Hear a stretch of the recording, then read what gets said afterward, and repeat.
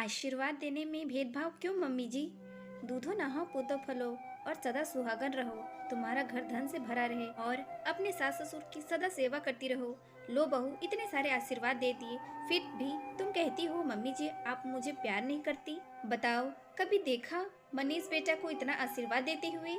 मोहिनी जी अपनी बहू नीलम से कहती हैं।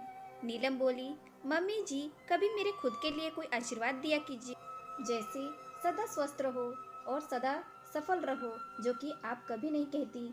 मानती हूँ बुजुर्गों का दिया हुआ आशीर्वाद बहुमूल्य होता है, पर आपके इन सभी आशीर्वादों में कहीं ना कहीं बस आपका ही फायदा है। मोहिनी बोली, वो कैसे? नीलम बोली, मुझे आज भी याद है, जब मैं शादी करके आई थी तब आप कहती थी दूधो नहाओ पूतो फलो। 2 साल बाद आपको पोता मिला। उसके बाद जब आपको पता चला कि हम दूसरा बच्चा नहीं करेंगे तो आप कहती तुम्हारा घर धन से भरा रहे। अब धन तो इसी घर में आएगा, कौन सा मेरे मायके जाएगा। मोहिनी जी बोली, बहू तुम क्या क्या सोच लेती हो, लोग सुनेंगे तो क्या कहेंगी। नीलम बोली, मम्मी जी लोगों को छोड़िए, उनका तो काम कहना है, पर आप मेरी सोच को गलत साबित कीजिए ना।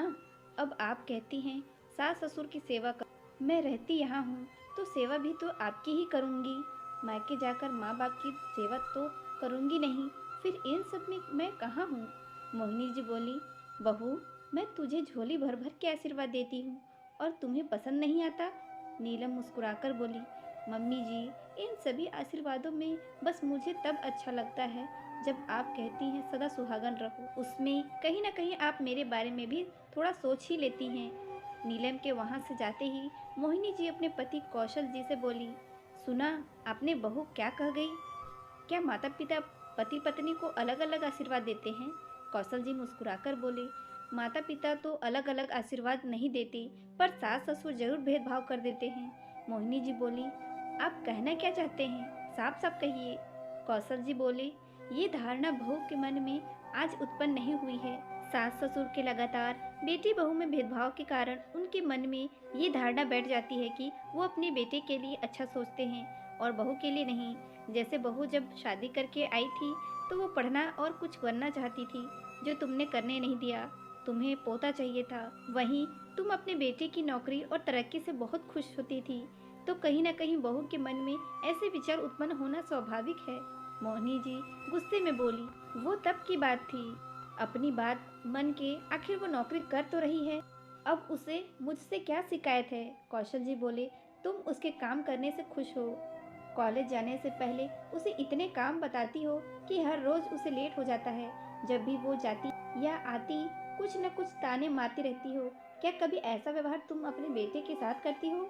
मोहिनी जी बोली, वो तो मेरा बेटा है, उसकी तुलना बहू से कैसे कर सकती हूँ। कौशल जी बोले, वही तो बात है, ये घर अकेले तुम्हारे बेटे के पैसे से नहीं चलता, बल्कि बहू का भी योगदान है, फिर तुम बहू के लिए क्यों नहीं सोचती। मोहिनी जी उदास बैठे हो गई तो कौशल जी बोले, मोहिनी एक बार सास नहीं बल्कि माँ बनकर सोचो तो अपने आप तुम दोनों के विचार बदल जाएंगे।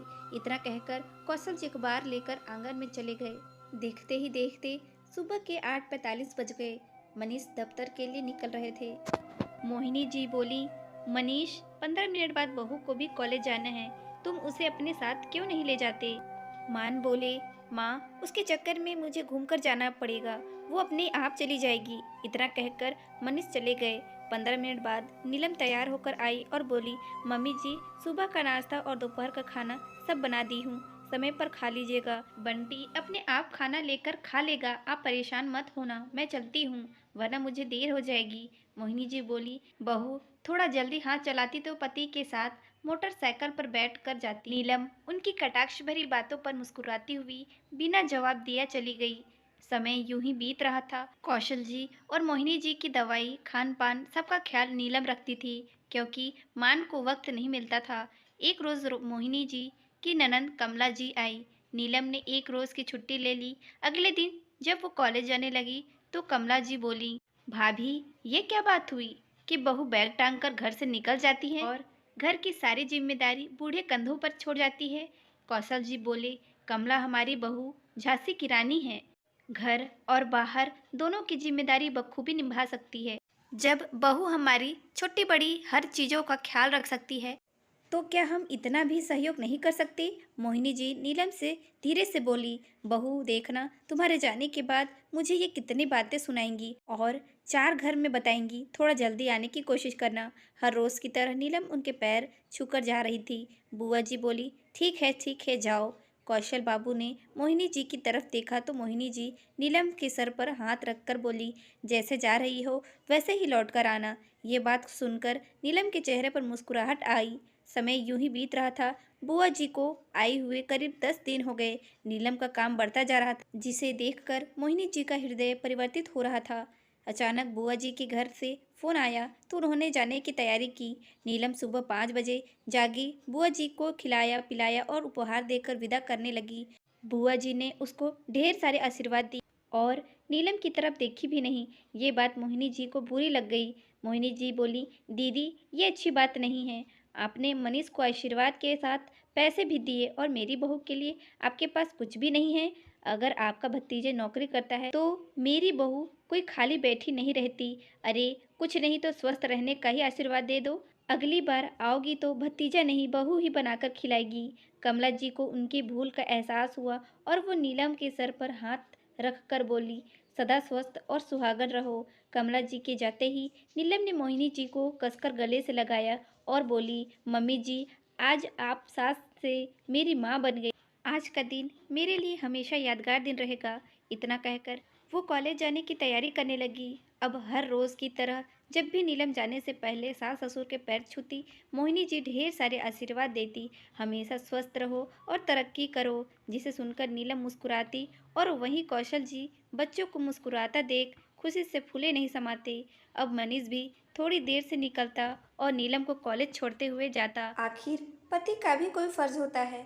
तो दोस्तों, इस पारिवारिक कहानी से आपको क्या सीख मिली हमें कमेंट बॉक्स पर ज़रूर बताएं और इसी तरह की स्टोरी पाने के लिए हमारे चैनल को लाइक करें, अच्छी लगी तो सब्सक्राइब करें। Thank you.